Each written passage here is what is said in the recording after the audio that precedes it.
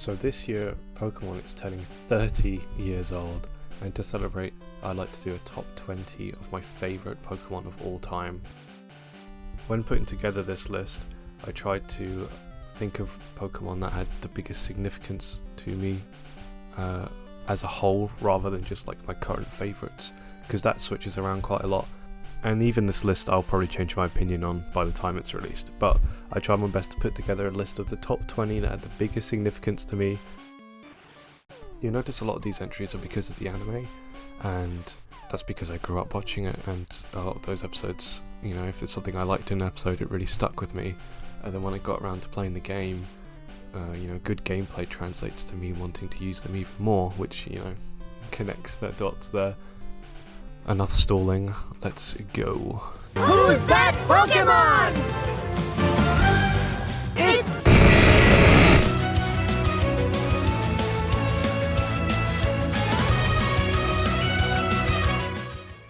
So starting off, we have Magneton. This pretty much stemmed from the episode where Jackson had a shiny one and beat Ash's Pikachu. That's what cemented my love for this guy when I was a kid. But when using it in the game, it translates very well, because my first game was Fire Red, and in those games it's a steel electric type, which means it has a lot of resistances. It was always my go-to electric Pokemon for a lot of my early playthroughs, just because it's easy to find, and I quite liked it, so I do prefer it over Magnezone a little bit. I don't hate Magnezone, I quite like it, but just Magneton as a whole is just something special that has significance to me over Magnezone. My love for this Pokemon has died out a little bit as the years have gone on, but I still recognise that, it was one of the early ones I loved the most that wasn't a starter, so yeah, Magneton number 20. Who's that Pokemon? It's...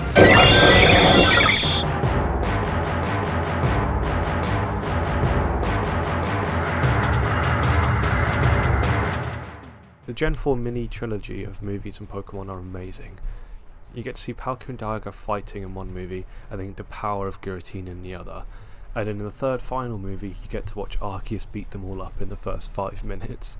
The Darkrai one is actually my favourite, but the Arceus one is a very close second, and I think the way Arceus is presented in this movie could have done a little bit of more work, but otherwise I think it's really cool. However, what really built up my love for Arceus was the game. Legends Arceus creates Arceus as this mysterious being, and it truly does feel like a god in the game. Legends Arceus was a big surprise for me because I wasn't expecting to love it as much as I did, because I didn't, despite popularity of the other ones, Gen 4 wasn't actually that popular for me personally. However, I loved Legends Arceus so much. So therefore my love for it grew and grew. I just love the mystery and the theories that circulate all around Arceus. Plus it's super strong in the lore, the anime, the games, and a signature move named Judgment cannot be beaten. It's just cool, it's epic, it's the ruler, it's probably the most powerful being in all of existence. Arceus, you're going at number 19 though. Who's that Pokemon? It's...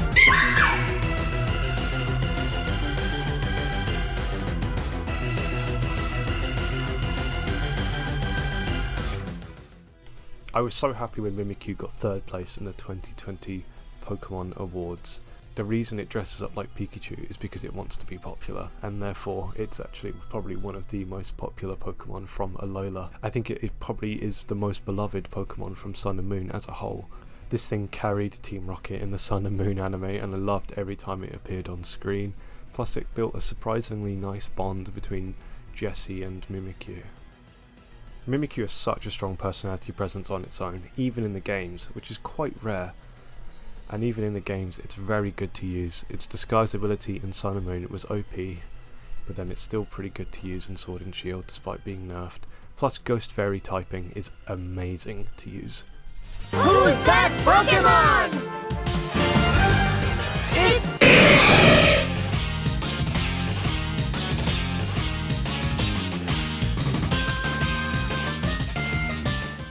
Scizor has probably been one of my oldest favourites since I first saw it.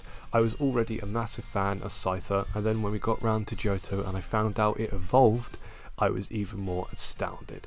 Scizor is amazing in the anime and the games. Bug Steel typing is amazing, and its overall presence in competitive is enough to make a 5-hour documentary with.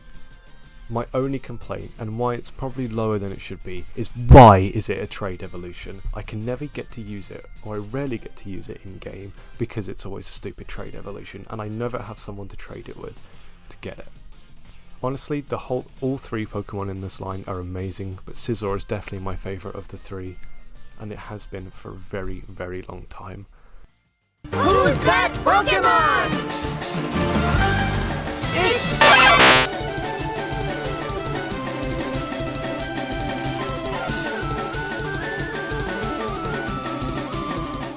My favourite fossil Pokemon.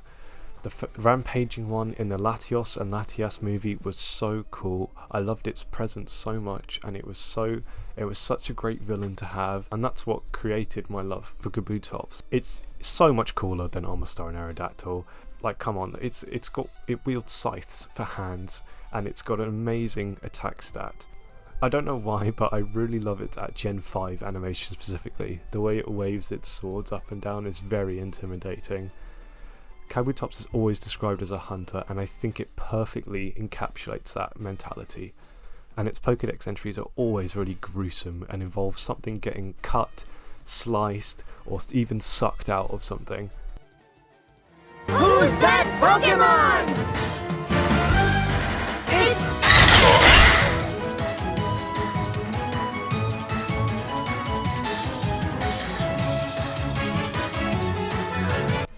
I'm going to be honest, I did not have any feelings towards Melmetal when I saw its release in Pokemon Go and when it was added to Let's Go. However, that all changed, and we're noticing a very common theme here, but that all changed when I saw its depiction in the anime. The giant footsteps it made and the voice was so cool. Melmetal is a gentle giant, but one that could knock over a truck by tapping it. It did get a little bit cooked in the anime, but it's just that one scene of it fighting Silvally was enough to cement it as one of my favourites. I used it in Sword for pretty much all of the post-game, and I fell in love with it. It's slow, but tanky, and it hits like a bloody tank. Also, the fact that it could stretch its arms was not visible in any of the game's animations at all. I love this aspect of it in the anime, and I wish we could see it more in the games. The Gigantamax is cool, but I do prefer its regular size, and I think the Gigantamax's art style looks so different to the rest of the Gigantamax. It's a very random one to get Gigantamax form, we'll say that. But otherwise, I love Melmetal.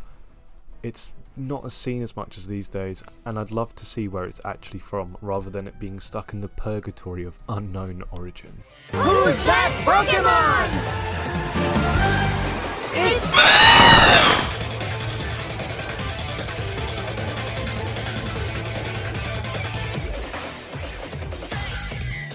When Corviknight was revealed in the pre-release to Pokemon Sword and Shield, I knew immediately I was going to have one on my team.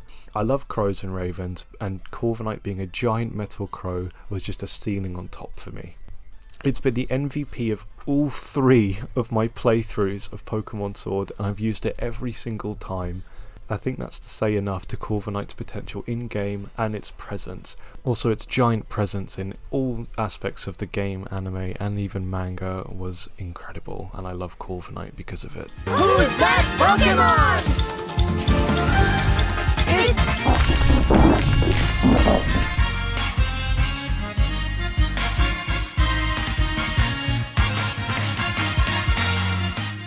Next is another type of gentle giant, Garganacl. My first time seeing this thing was when I evolved Knucklestack in my unspoiled playthrough of Pokemon Violet.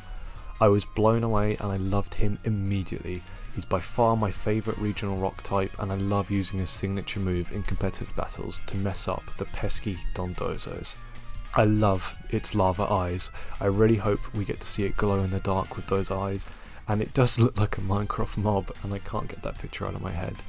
It's quite similar to Melmetal really, and I think what makes me like Garganacl over it is its Salt move. It's just such a unique design that we haven't seen before with its blocky nature, and the surprise of it blew me away, and I've loved him ever since. Who's that Pokémon? It's...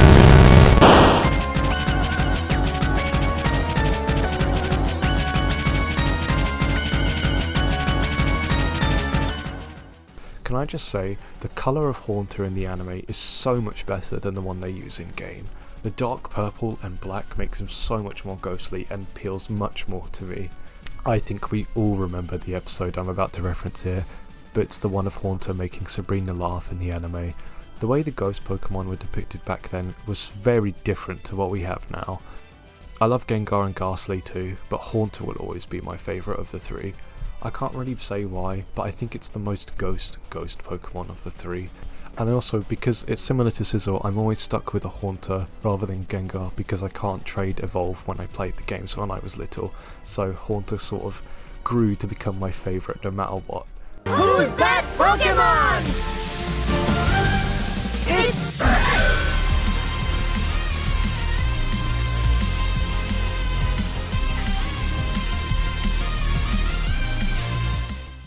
Aegislash is such a seemingly simple concept executed brilliantly.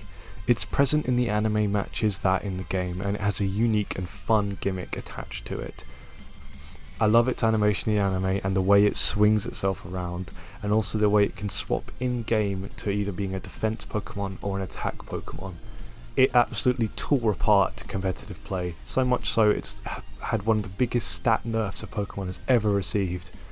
But it still did pretty well, and it still cements itself as one of my favourite ghost types. Plus, before Goldengo existed, it and its pre-evolutions were the only ghost steel types, making it very fun to use. I also really love its design of its sword and the eye. It builds into the sword very well. If we weren't brainwashed to recognise Aegislash, it really could blend into a suit of armour or something else. Who's that Pokémon? It's...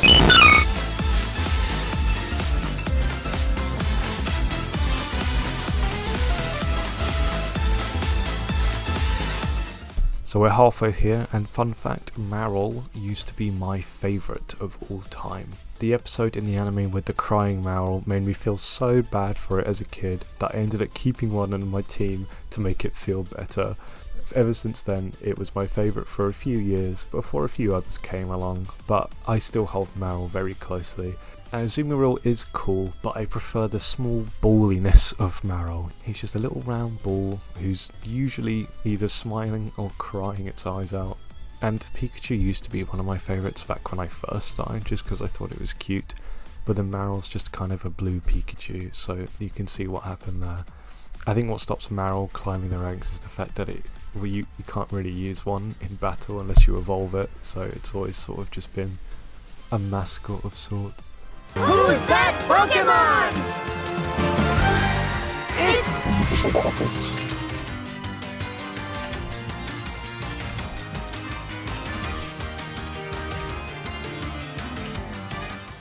Bishop was a favourite Pokemon of mine for such a long time.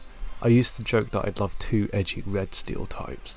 However, when I played Pokemon Violet and it was revealed that Bishop in fact evolves, and oh my, I love this Pokemon even more. It's so over the top, but it kind of works as the intimidating leader of the Bishop army. I still love Bishop, but Kingambit just encapsulates everything I loved about Bishop and adds to it with even more things I like. It's a commander that doesn't move because it's become the king of the chessboard. It was my first shiny hunt in Pokemon Violet because its shiny is also one of my favourite colours of blue. And I hope in the anime we get an episode where an evil Kingambit is commanding an army of Bishop and Pawniards to gain territory over others. It's such the perfect villain Pokemon and I love it to pieces. Also, these guys are amazing to use in-game because they have unique typing, and Kingambit especially has been ruling over the competitive singles metagame for a very, very long time. Its signature ability Supreme Overlord lets it set up and sweep entire teams in its wake, and the added addition of Terra only makes it more terrifying. Bishop was never a slack either, it's always had its uses, but Kingambit has just elevated it to absolute absurd levels, and therefore both of them have a pretty sizable competitive career. Who's that Pokémon? It's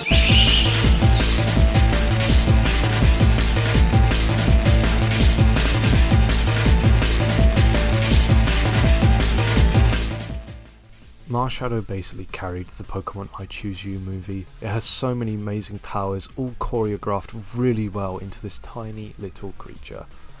It's the perfect encapsulation of do not underestimate this thing because it will literally punch your soul out. Using it is also a blast due to its technician boosted firepower. In the film it was a great adversary, and I love the way it can dip in and out of the shadows, and the fact it punched straight through Pikachu's Thunderbolt was honestly badass. Also its animations of the cyan fire it gets when it attacks is so amazing. It's definitely one of my favourite mythicals of all time, and it's so underrated in my opinion. Who's that Pokémon? It's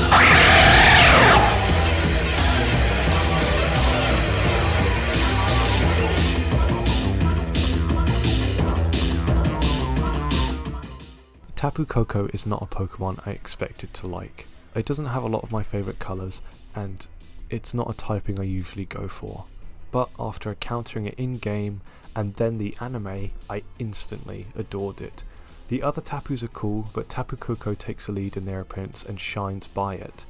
He's by far my favourite electric type, and it was my first shiny hunt in the Sword and Shield Legendary Den, and he has remained an icon for me.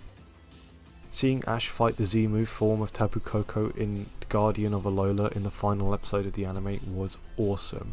I love its voice in that episode. I think I'm a massive sucker for like really cool voices, because the way it sounds in the anime is incredible. Also it's the way Tapu Koko carries itself. He's very serene and has an enormous presence despite normally just floating in place, wherever he ends up. He's by far the most present of the four in the anime and the games, so that's probably connecting to it. But otherwise Tapu Koko is also a blast to use in-game with its unique typing and electric surge ability that used to be its signature ability before it got handed around a bit more. I do kind of miss the terrains encapsulating the whole screen like they did in Sun and Moon. I think I know why they didn't carry that forward, because it could have been very distracting to the backgrounds they made before.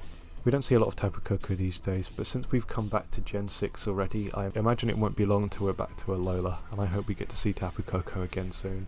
Who's that Pokémon?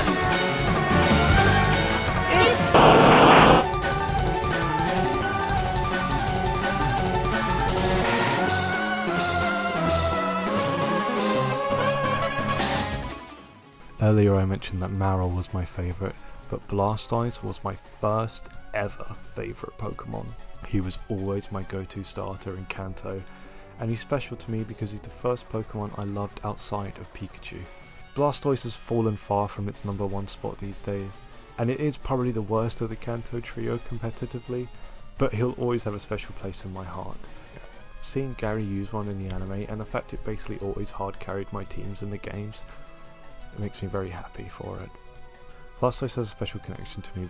I always wanted to play Pokemon when I was a kid, but I could never get it working on my laptop because I had no idea how mods worked, so I had to settle for watching it, and the people I watched both picked Blastoise, so I'm so happy you can finally shoot out of the cannon in the new games as well. Hopefully Blastoise can get some new love to make him on par with Venusaur and Charizard competitively. Who's that Pokémon? It's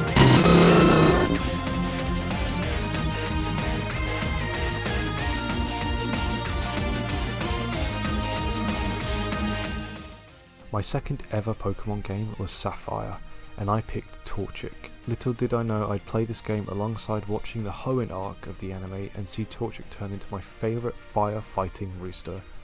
Of the firefighting starter trio from Gens 3 to 5, he's by far my favourite. Speed Boost Blaziken was so much fun to watch and use competitively.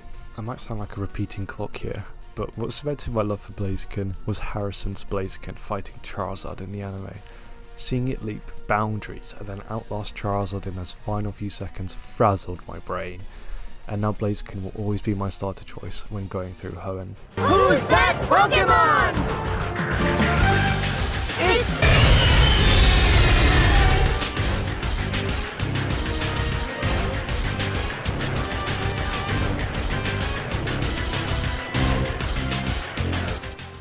Yes, it's specifically Primal Kyogre. The darker blues are so much more appealing to me than its base form. The Pokemon Generations episode that covered Primal Kyogre was so cool.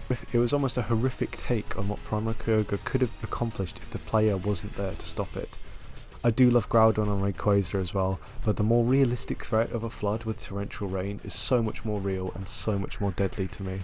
I love Kyogre and Groudon's beef reflected in the competitive scene as well. The two are always fighting over the weather in the anime, the competitive scene, the games, the manga, and its peak. Kyogre sets the sail for me due to its blue colour and the fact it's basically winning the duel due to the earth being 70% water.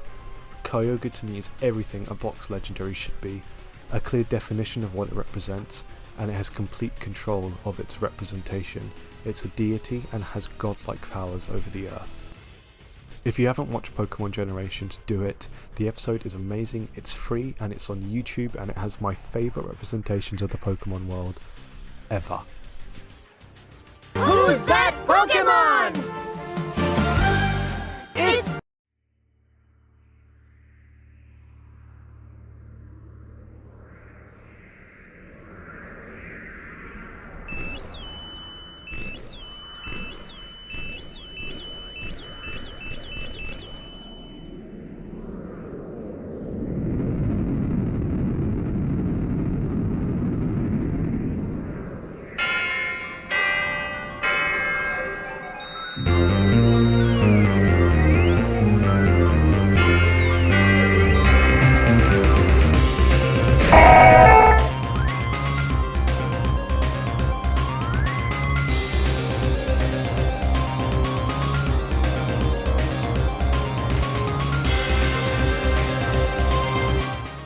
Kyogre would have been my favourite legendary, but Deoxys takes the cake here.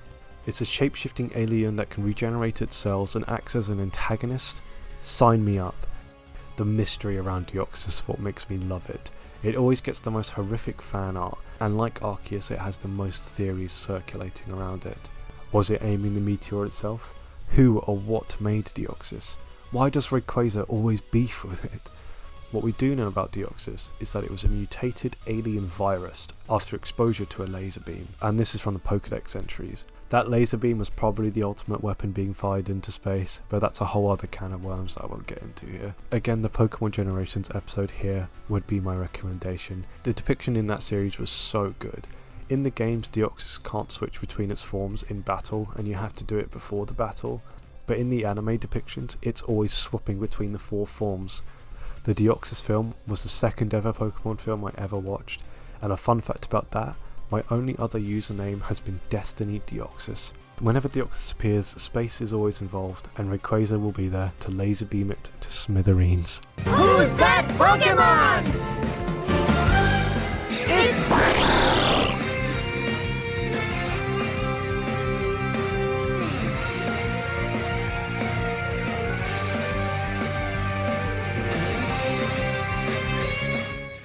Greninja was my favourite Pokemon for a very, very long time. While it may not be the top dog anymore, it's still really important to me and by far the best starter Pokemon. It's my favourite colour of blue turned into a badass ninja frog that can make weapons out of compressed water. My first exposure to Greninja was actually when I played Pokemon X, and from there I played him in Smash Bros, and then I finally decided to pick up the Kalos Regions anime, and oh my! There is a reason this season of the show is held to such a high regard. The cast was great, and the whole story felt a lot more older than normal Pokemon. But the main reason I'd argue is because of Ash Greninja, a completely unique form of Greninja that originated in the anime. I mean, Greninja was confirmed to be added to Smash before X and Y even came out. Sakurai saw Greninja's concept art and decided he should be in the game. That's how amazing Greninja is. Is Greninja the water-type Charizard? No, because Greninja doesn't get nearly as much love from Game Freak, but it certainly does from the fans. Greninja is popular for a reason. It won the most popular Pokemon in the Google 2020 Pokemon poll because Greninja is peak not only design-wise but in all aspects. His concept, personality, competitive use in-game, his depiction in the anime, and so much more. His brand new Mega in Pokemon ZA is also pretty cool because it doesn't really change much because Greninja doesn't need changing. Greninja is the best starter Pokemon Game Freak has ever made, and for a very long time I thought he'd always be my favourite. Well, that was until... Before we get to number 1 though, I'm going to list off some honourable mentions that I can't go into detail about, but just know, if I could list this from worst to best, they would definitely be near the top. And in the style of the Pokemon rap, because why not? Pikachu, Groudon, Hatterene, Buzzwole, Diancie, Necrozma, Zygarde, Annihilate, Nidoking, Armorage, Gardevoir, Revavroom, Alchemy, Magina, Horsea, Cleavor, Meowstic, Charizard, Cofagrigus, Iron Valiant, Iron Hands, Genesect, Mewtwo, Noivern, Alolan Vulpix, Trevenant, Rayquaza, Hisuian Zoroark, Lucario, Golisopod.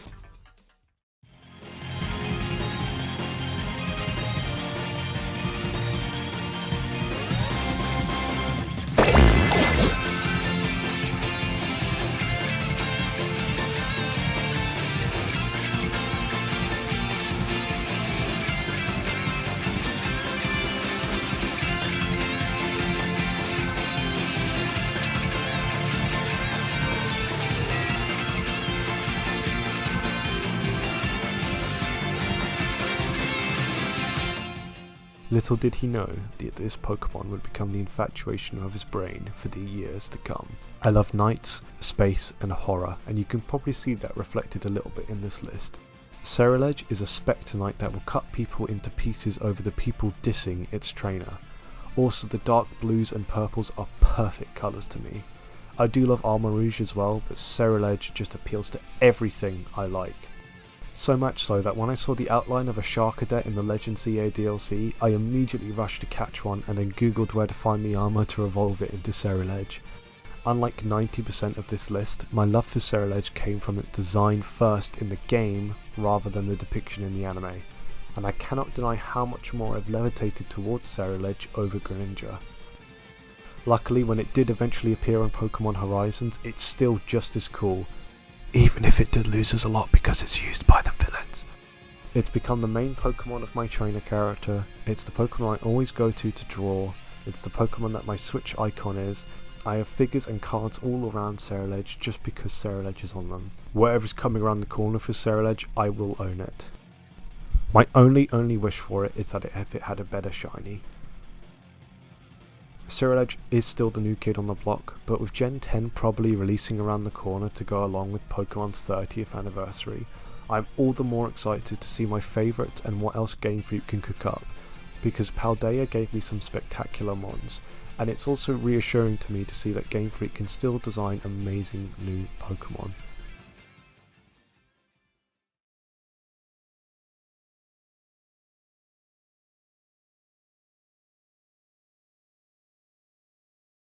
Those crazy contraptions can't create the kind of classic catastrophe one can cause by cleverly concealing a calamitous crater.